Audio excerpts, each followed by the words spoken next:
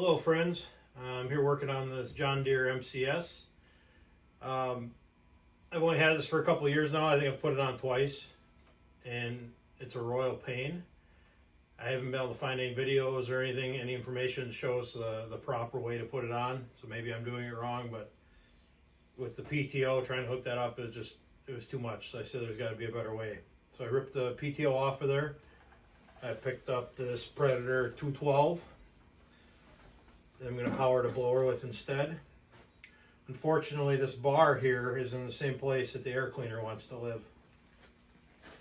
So I have to move this mounting plate over about 1.5 inches, but I don't have enough room on the end of it to re-drill the holes, so I'm going to have to make basically a new plate from scratch. So that's what I'm working on today.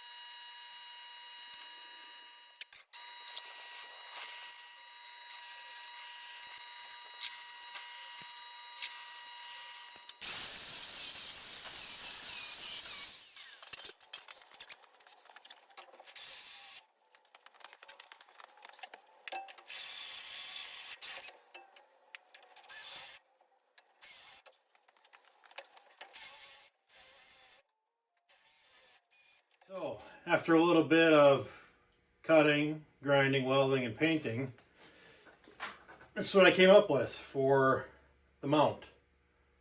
Unfortunately, I kind of got in the zone when I was working on this and didn't record most of it, but this is what the end product is. Hopefully everything still lines up after I finish welding everything, and if not, we'll have to make some adjustments. But now we'll see how well it fits.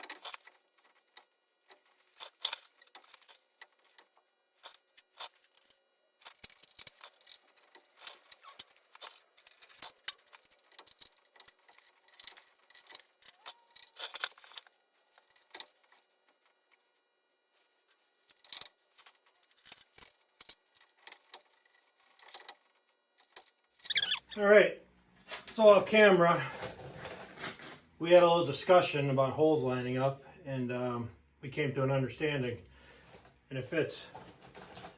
So, got gas, got oil. Let's give this thing a rip.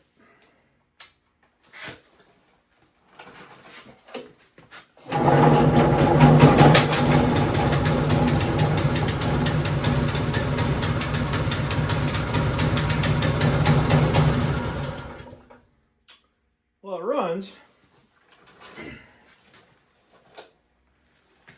Immediately snap my coupling. That doesn't make much sense.